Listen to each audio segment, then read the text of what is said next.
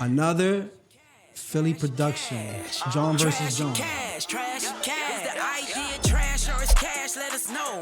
Yes, maybe so, or for sure, it's a no. Should we stop while we ahead and turn around, or it's a go? Trash or is cash? Go on ahead, submit your vote. Hey, yo, check dig. You're now tuned in to Trash or Cash Podcast, the show where the host will present a new idea and debate whether it's trash or cash. But the final decision is solely up to you, the audience.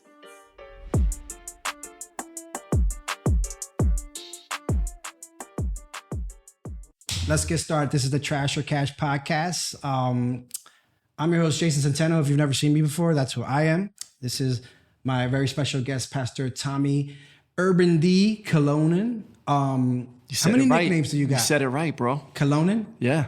I never know. It's kind of like when my Cologne and then in. Everybody kills it the way it's spelled. Nice. So I'm glad that I did that right. So if you've never, have you ever seen one of these podcasts before? I have. Talk. Okay, you have. So you know what this is about, right? Yeah, and I see all your clips, man, on IG. Nice. I know you appreciate the memes, but I didn't know. I don't know if the edutainment stuff or the other stuff kind of saturated. You never know until somebody tells you like this. So it's always good to get a little feedback, even if I got to bribe you with, free water and whatnot to get that out of me. But I appreciate you coming here today. Definitely. So yeah, for anybody who's kind of checking this out for the first time, this is the Trash or Cash Podcast, and what we do here is a couple of entrepreneurs from Tampa get to sit, talk to each other a little bit, and then kind of Shark Tank, a big idea. I guess that's about like Shark Tank between friends. So yeah, what would that be? Like an arm wrestling contest of ideas? Let's go. Bro, I'll do it. After that'll be the outtake. We'll you don't want none of this. I might not. I'm kind of weak. I haven't been working out like I need to. So, yeah. So this is about ideas. This is about Tampa entrepreneurship, big ideas, and the Trash or Cash thing is simply is it a trash idea? Or is it a cash idea? Because I have the trash app, Trashmitter. Mm-hmm. So why not talk about trash, but reframe it in a way where everybody can have fun? Because nobody likes talking about trash. They love talking trash. So I kind of trying to remix it. Trying to remix it a little bit. Now you appreciate that because you are a musician. Yes. Did you ever really DJ or you just? No, I mean I tried to mess around with it a little bit. I messed around on the turntables, but I never really got it. Right. Yeah. Well, you do know how to cut because you started out cutting hair, so you were halfway there. Yeah, I do know how to do those kind of cuts. I could scratch a little bit, but I never really got like the real, like the crab scratches and all that. Well, we come from a town where that was kind of like the holy grail, right? It was the Jazzy Jeff. It was like the Jazzy Jeff, the legendary scratchers. You had that DJ from the Tough Crew. I was watching him online the other day. Oh man, and that was a good song. I wonder what happened to them dudes. I don't even know what they're up to anymore. Yeah. We could go into hip hop history of Philadelphia here. Because today's the birthday. We're filming this. The 50th birthday? It's the 50th today. Of hip hop? It is.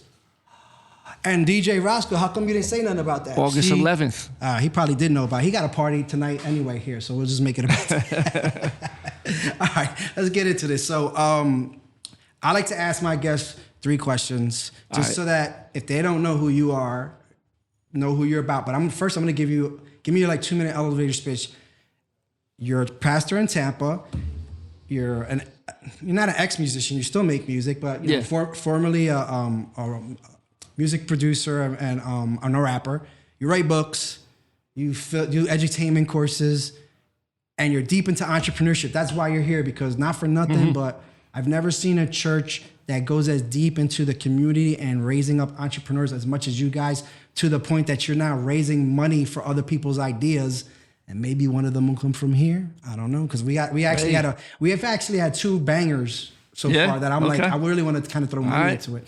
So that's cool. But enough about that. Give somebody who never met you before a quick 2-minute Pastor Tommy Urban D description. Yeah, so originally I'm from Philly with my guy, so rocking my hat today. But I've been down in Tampa for a minute, over 25 years. So 813 is my home. Almost everybody that's here is from somewhere else. We got a lot of Philadelphians and New Yorkers and people from all over the place. And I married a New Yorican as well. And her name is? Lucy. Like my wife is named Lucy. And That's they're both right. Puerto Ricans. We both another twinning moment. Yes. Brought to you And by we're both PKs as well. If you don't know what that lingo is, that's pastor's kids. So did grew up in Philly. My dad was a pastor. I tried to run from anything to do with church. I did that for a little minute, but God just wouldn't let me go. When I was 19, kind of got reconnected to my faith and ended up transferring down here to Florida, get away from Philly and some of the bad influences I had, and finished school down here, came to Tampa, started doing youth ministry at the church that I'm at now. I swore I'd never do what my dad did, but I'll do youth pastoring.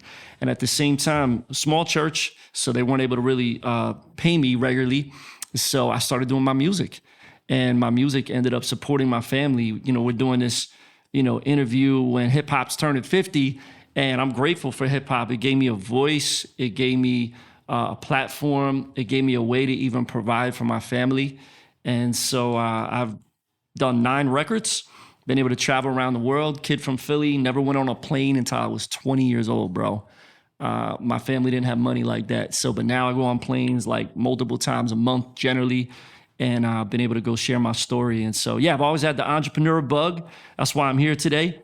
Because my family didn't have a lot of money growing up, and I wanted a pair of Nikes. And my dad said, I ain't buying those for you. You got to figure it out yourself. Was it Jordans? So, no, just some plain Nikes. I was 10 years old, man. The $35, like some low top, deals. Just not Bobos. Yep, not Bobos, man. The kids were singing the Bobo song for me at school, and I was like, my reputation was trash. And so I had to redeem it, get some Nikes. So I started my own little lawn service, cutting people's grass and pulling weeds, shoveling snow, raking leaves, just trying to hustle. And so I had that entrepreneurial work ethic in me that I'm grateful for, and I've always had it. So yeah, it's a little bit about me. All right, so here's the 3 questions that I like to, 3 questions I like to ask everybody. Everybody gets a little different version of it. What are you most proud of? Most proud of that I get to really be authentically me and do what I love to do. And most people don't get to do that. And that also, in doing that, I also add this: I'm really able to impact people. And so it's not just about what I want to do, but I'm helping. I'm in the center of what God's plan is for my life. So I love that.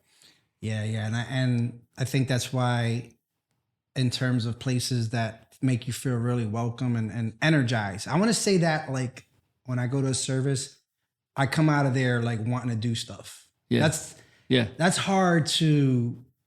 Especially as a PK, people have been through church. Yeah, kind of numb. I wandered. I want to say I wandered in the desert for 40 years before I really got real with more faith.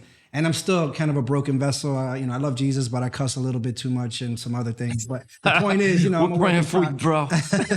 Maybe you need to cast out that spirit. But it is what it is right now. I'm a work in progress. But that we all are. That heart that you have, and that it genuinely shines. I think that's why I attracted people. But that inspiration, like, it's not Pentecostal, but it is spiritual. What you do there, you might not come out spitting tongues, but you might come out spitting bars. So that's just as good for the business we're in. So that's what's cool. So, I was going to ask you, what age did you knew you were meant to be an entrepreneur? It was a sneaker store, or something. Literally, yeah. I was about 10 years old, and when I started to make money, and I had my own money, and I had customers, and I had a list, and I was building it up, and I was excited. I opened a bank account, and all through my teenage years, I had literally about 20 different jobs. Yeah. And when was the transition from the cutting grass to cutting hair?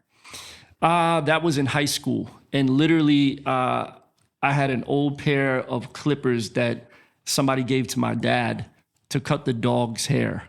And I was practicing on the dog, cutting the dog's hair so my parents could save money. And then my friend, he was sleeping over, and he wasn't allowed to get a fade. And he's like, yo, my dad won't let me get a fade. Yo, I want a fade. Because I had a fade and I had a line in the side apart. And he was like, yo, man, I want to get one of those. And he's like, yo, just try it. And I'm like, for real? He's like, yeah, man, you cut the dog's hair really good. I'm dead serious, bro. And I gave him a fade, put a little part in, and it came out pretty decent. And then all my friends were lining up like, yo, hook me up with a cut too. Then eventually my parents got me like a real pair of clippers that was good, and started cutting in high school, cut through college. That's what got me through college.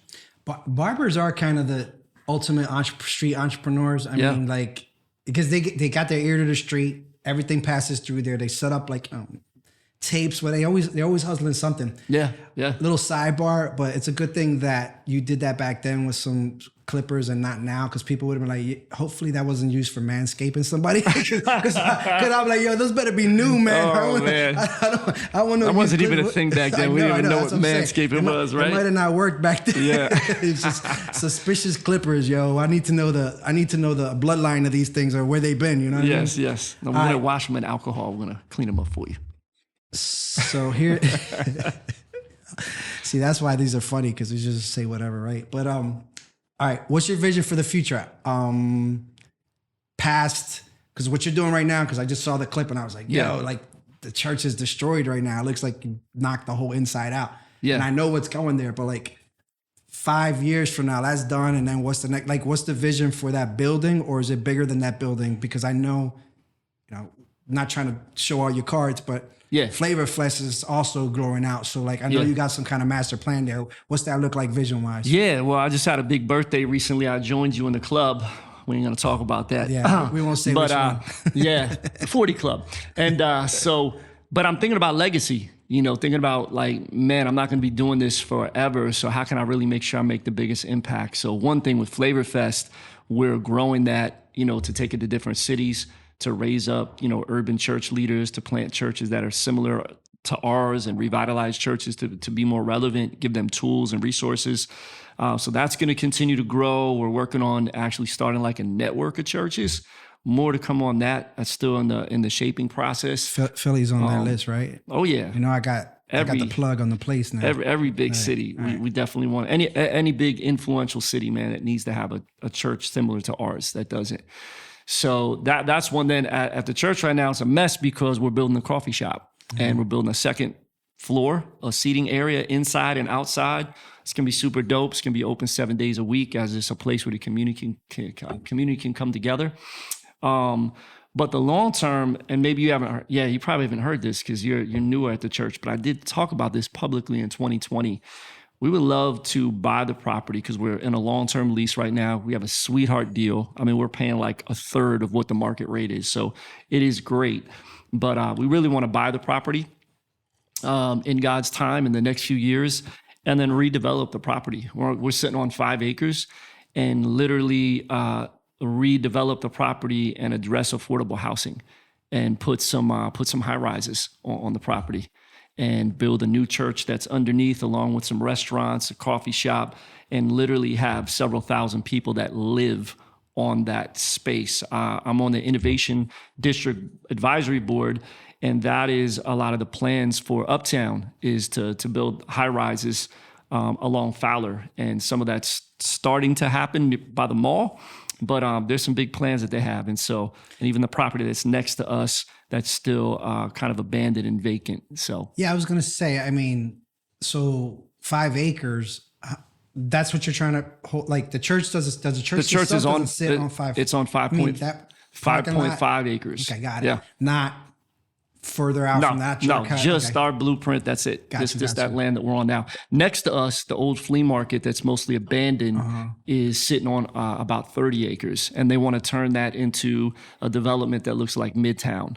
So all high rise, like apartments, condos, hotel, office, retail, and a transit center. And I'm going to, only because I kind of know him because you introduced me to, is the dude from Rhythm helping kind of with any of that, or that's all kind of your mission? I mean, we've talked to them about it and they know about it and they're excited about it. So they want to see that synergy happen with all these pieces of property. They know that the property that's on the corner next to us of Fowler in Nebraska is kind of like the gateway to Uptown from 275 when you're coming in. So that's a very important property. And then ours is next. And they kind of have it all mapped out, like chunks of the block leading up to the mall and then to USF. So two things. Thank you for sharing that. I didn't know that. Yeah. I knew some of it. I knew they were trying to get the building because I think that's when right after COVID is when I came to you. So I heard a part of that and I came to one of the fundraiser things, right? But literally, and it's not for you, it's for the next person, was a version of what you just talked about, a workforce housing situation on the way I would do it. So I think we should definitely connect more on that because sure. I do outside of this is obviously real estate because it's kind of what funds some of this stuff. Yeah. but my new passion is like workforce housing specifically, Yep. right? And how to mitigate the effects of, what do you call it? Gentrification. Yep. Because somebody's got to work all these stores that everybody's taking their. Where's their your kids service from. workers going to be able to afford to live at? I already have a plan and a method, and actually it's being developed here as we speak in this building. But I want to get deeper with you on that because I could tell you some things that probably would add to that would make it financially viable. Yeah. That you might not, missing pieces that you. Oh, yeah. So definitely. So thank you for sharing. See, look, so that's a cash idea, even though we weren't doing that yet. Yeah. But we're gonna get into that. But there's more. I got more. When I do my pitch officially. All right, no. Damn. That's all I can say about that. Cool. So this next part, you set it off. So trash or cash, obviously. So this is where we get to pitch each other ideas. Okay. That's your vision, but we're gonna talk about an idea you might have had that might not fit into the visionary plan, but you're like, man, that would be good. Kind of like we all have our little hobbies, our little side things we want. It actually goes hand in hand with what I'm talking about, but it's different. So, No, good, because a lot of the ideas that I pitch do have something, they're offshoots of what I'm already doing with Trash Mitter. Maybe not all of them will work, but it's kind of like one of those things. It's like you got a lot of crayons in a crayon box. You can't use all the colors, but you can paint with, some of them are going to, 80% of them might work. And if 80% of it, 70% of it works, it's still going to be awesome. Yeah. Just might not all fit together. But that's kind of what this is about, because the seeds, and you never know who might pick up that ball. That's the thing. Never know who's watching. Exactly. You don't know who's watching. You don't know who's going to reach out to you maybe 6 months from now. I heard you. I like that idea. How can I get down? And that is why I like doing this, even though financially it might be a little bit burdensome. It's because the seed you plant, while it might feel expensive, then it's still cheaper than buying the end product and getting in at the end of it, because you're buying the seed, not the fruit. Let's just call it that. You got to invest in yourself. Exactly, That's what you're doing. Exactly. So that's part of my idea, actually. You want me to go first? I'll go first, man. Okay, Yeah. so this is the trash or cash part. I'm going to hit you with an idea. It's not fully formed, but when I thought of it, I was like, I think you'll dig this. Okay. Cool. So my idea is called 10 Talents. After the 10 talents in the Bible. We all have a different talents, but it's a talent agency for Christian influencers. And what it is you come in and it's like, what do you have and how do we double it? And basically it could be a half mastermind, half talent agency.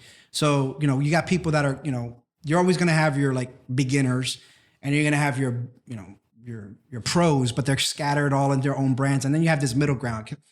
Paul, Barnabas, Timothy, kind of somebody imparting. So set it up like that, and based off an agreement. It's like, hey, because Flavor Fest is a perfect example. Imagine if Flavor Fest, you were able to take that, and I said, because you remember I did the beach cleanup, and I was like, businesses, we're doing a community cleanup. And if you have something from your business to contribute, and it might cost you almost nothing, but it's it's promotional material. But to another person, it's like, wow, I love that, right? That's high value to me.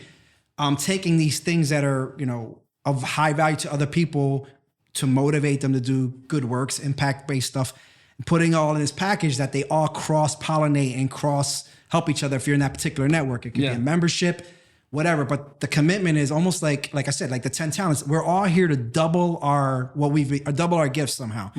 And some people are just really gifted at networking. Like that's one of my things, right? And maybe you're an influencer and you get a lot of attention, but you don't know how to monetize that. So there's all these places with blind spots. And the whole purpose of 10 talents is to take all the people that have these gifts and put them together in teams, almost like little subgroups, like you would do in a church. And be like, y'all work together, y'all work together. And then that's one product. Let's say a music sort of channel not channel, subgroup, whatever. These are the musicians. Here's the so artist. anybody needs music for their YouTube openers, their podcasts. Here's your crew. What do you bring into the table? Okay, you give me music, I give you this. I introduce you to somebody, I pay you or whatever. To just take that and that 10 talents thing and expand from there. And I brought it to you because I'm going to say that you already have all the raw elements, and you probably don't want to organize something that. But no, you're right though. But I just thought that's something that somebody needs to do. But I could delegate it to somebody. Right. That's an artist that doesn't already have a million things on their plate. Yeah. I mean, this is something that some people that we probably know would, if there was if there was a subgroup, a mastermind of like just locally that of these people that put their mind to that, that could happen and could be funded. And it's not that it would need that much funding. It's just the mission is this. Are you down? Right? What do you think about, like, first of all, I know it's a good idea. I know it's not a trash idea, but how, because you've been in this industry, you've been in publishing and all these other things. Yeah. Do you see that as a viable business plan or start to something that could be really huge and sustain itself and eventually, I don't know if it would go viral, but or not unicorn maybe. I think it's cash. If here could be the music part of it that could really make cash. Because what's really big right now for artists, we don't make money anymore off of our actual music from sales because most people consume music through streaming. And same thing with authors, and you get like 0.5 of a penny every time somebody does a stream. So it's so much different than when we were growing up and people were buying CDs and they were paying $15 for a CD and it only cost $1 to make a CD. Like you were making some good profit off of that. So you don't make money off your music in that way anymore. So the way that artists can make money off of their music now is through sync deals and through licensing deals.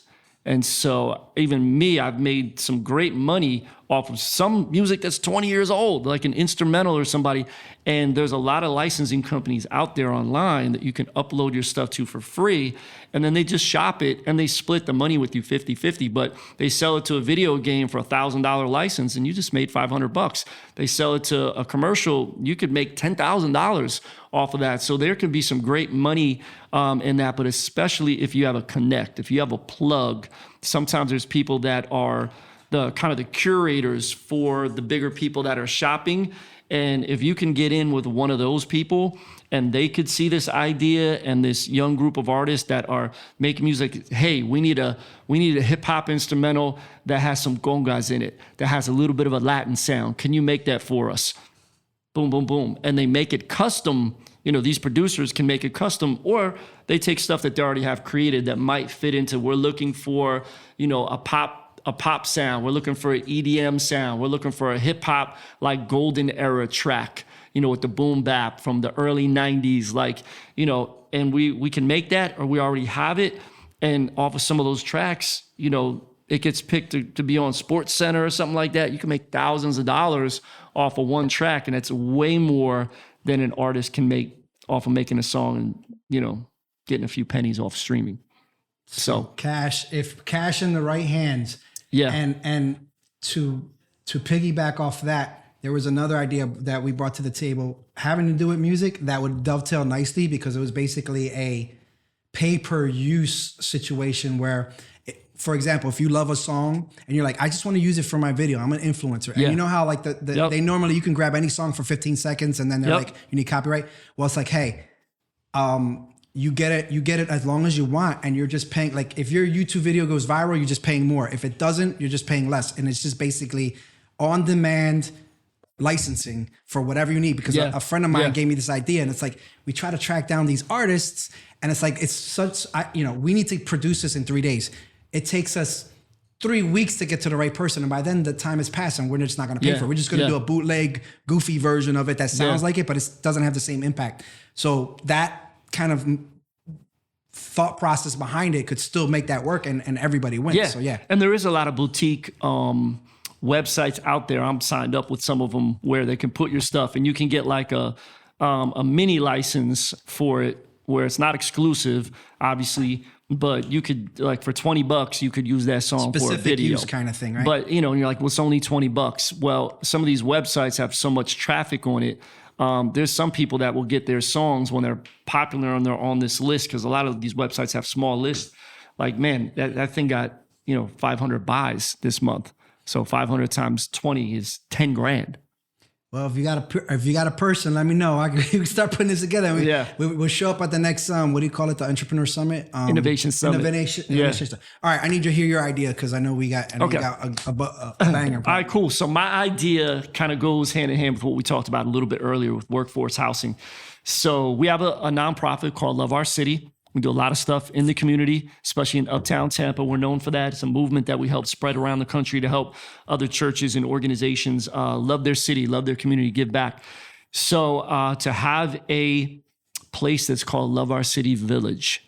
And what it is it's going to help people that are lower to middle income service workers that need affordable housing. They're trying to get their foot in the game of ownership, and we're big on like ownership. We want to see people own a house, own something, own real estate. That creates generational wealth, right? But it's so hard to get in now because Tampa's gotten so expensive. Everybody's moved here during the pandemic, right? I mean, it was even happening before the pandemic, but the pandemic was just an accelerator. And there's so many more people. You came, you messed everything up, bro. So, but we're at this tipping point right now. And now like houses went up. Inflation's went up in so many different ways, and now interest rates have went up to buy a house. So it's so much harder for somebody. But so the idea would be to buy a piece of property, and I got my eye on a piece of property. It's literally hundreds of feet away from where our church is located. It's about 3 acres of vacant land, and there's not much of that around left. If we could get that vacant land, and then we could put a village of shipping container tiny houses on that space. And I mean, we could probably put, I don't know, we didn't fully map it out, but maybe we could put 40, 50 houses on there. Some of them would just be one shipping container, tiny house that's, 12 by 40. Some of them might be a double. Some of them might be stacked, so there'd be 2 floors. You could do a lot of really creative stuff with shipping containers, the way you cut them and put cool windows and sliding doors and balconies and all kinds of stuff. And it's not that expensive. Those shipping containers, you can get them used for like $2,000 or $3,000. Might even be able to get some donated. But if we could build a village of those and to deck those out and make them really nice, is not that much money. Especially if we get a lot of the construction labor donated, we get some of the materials donated to build out the insides. But we might be able to do a lot of those shipping containers for maybe 30 to 50 grand. So then you put the cost of the land into that. Somebody could probably buy a house possibly for around their own brand new house with a little piece of land on there for maybe like 100K, 80K, maybe even 120K on the higher end ones or whatever, the ones that are bigger. But imagine what a mortgage is on that, even at 7% interest on 100K. That's affordable housing right there. You're going to be paying less than $1,000 a month on a mortgage, and it's going towards building your equity. And even if they're not going to live there forever, like some people would. Like if it's just a single person or a couple and empty nesters, whatever, or just, they might live there forever. It might be a great space for them. But even for maybe a young family, maybe they're going to live there for 4 or 5 years. It's a little tight, it's a tiny house vibe or whatever, but it's going to get their foot in the game. There's some equity. And then maybe in 5 years, then they can sell it. They can level up and they could get a bigger house, but it's just to get people's foot in the game and give them an opportunity to have home ownership.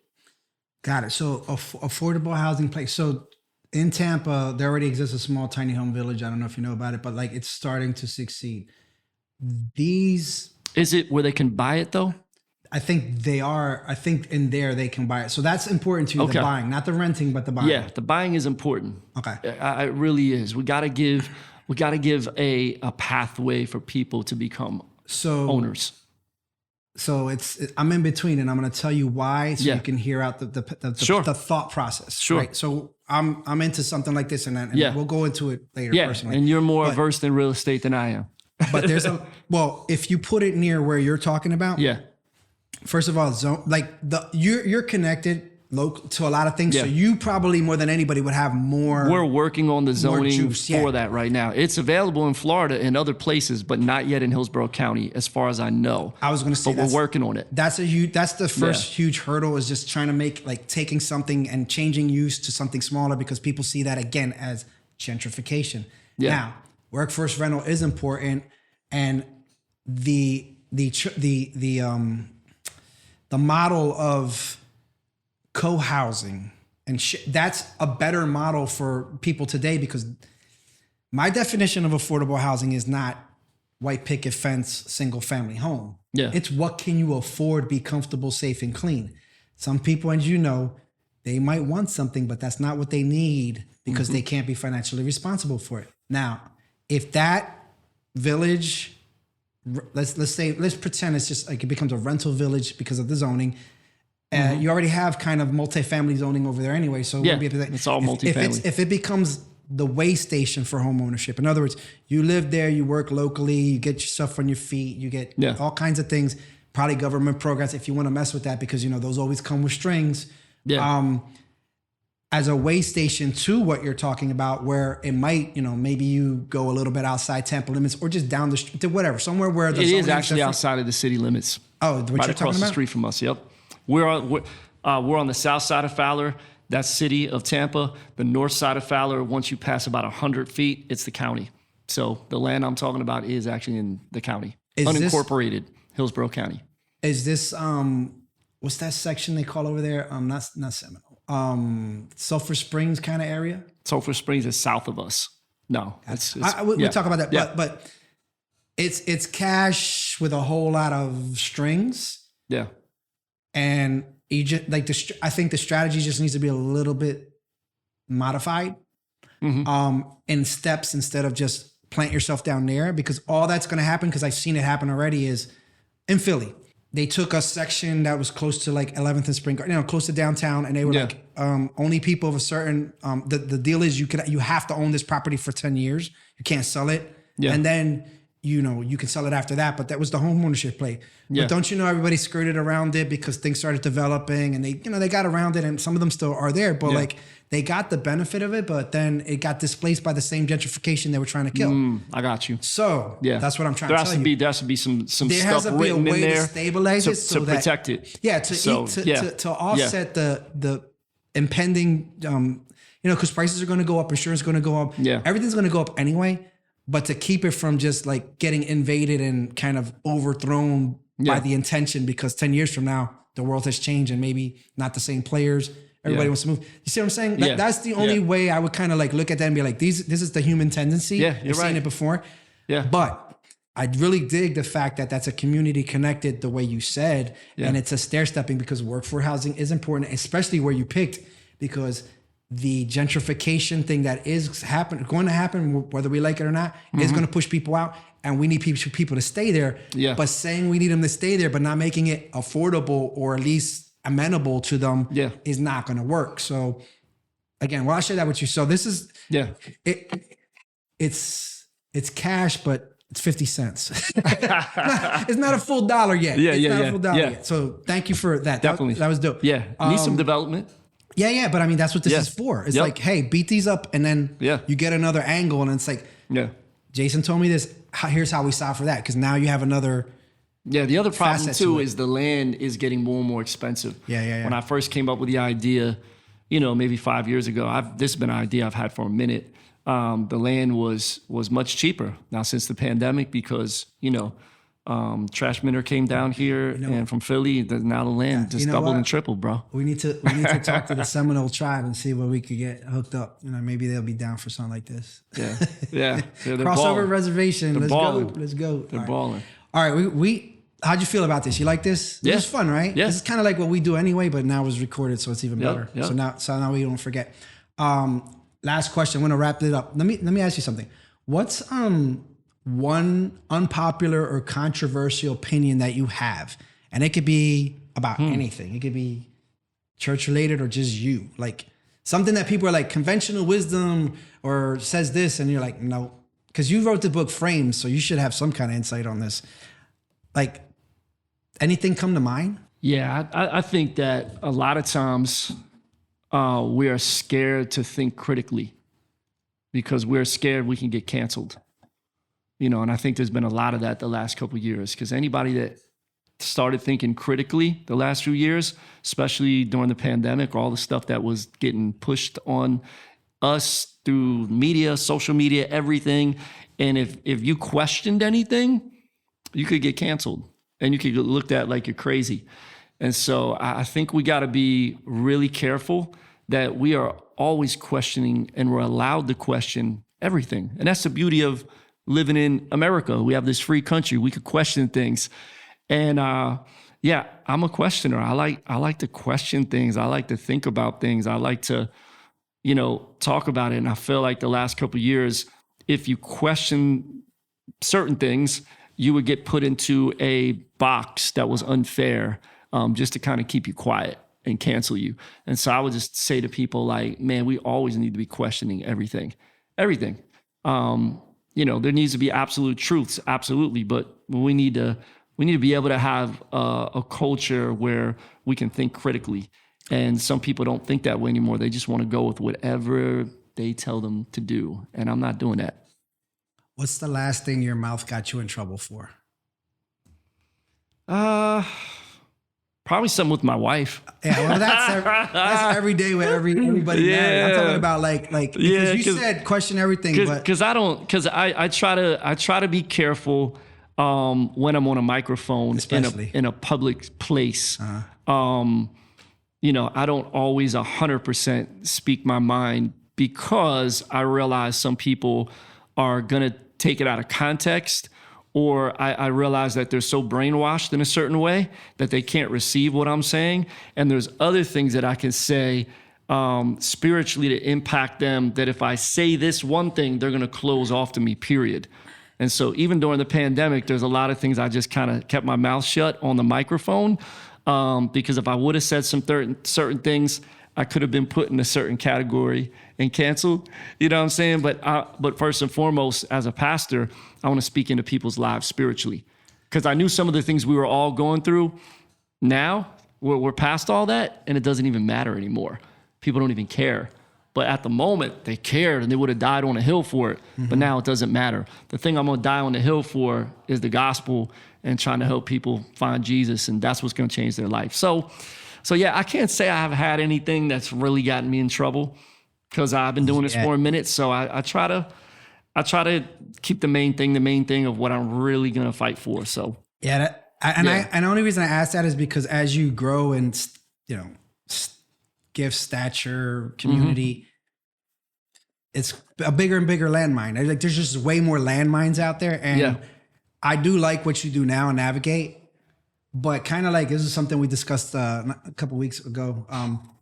If you're not getting sued, are you really doing anything like in business as an entrepreneur? Like you should celebrate your first lawsuit because it's like, that means you're out there breaking stuff and moving fast and all that. And you just deal with it. It's just part of the business. Yeah. And in especially now, if you're an influencer or running real influence, you could get canceled real quick. And that's sort of part of the biz. So I asked that because one day, maybe somebody's going to hear this conversation knowing that just like Jesus had to walk that road, Tommy's probably going to get canceled for something stupid. Yeah. But at least they know your heart before then because could happen. You know, everybody in any position of power, they're looking to cancel you. Yeah. They're looking to wake And the other you thing up. is like people can make stuff up and other people that believe too. it. Yeah. And now with all the crazy research. AI stuff that we have going on, like they can make a fake video with my voice saying something, cussing somebody out, and it wasn't even really me. But people will hear it. Yeah. People will hear it and be like, "Oh, you heard Pastor Tommy?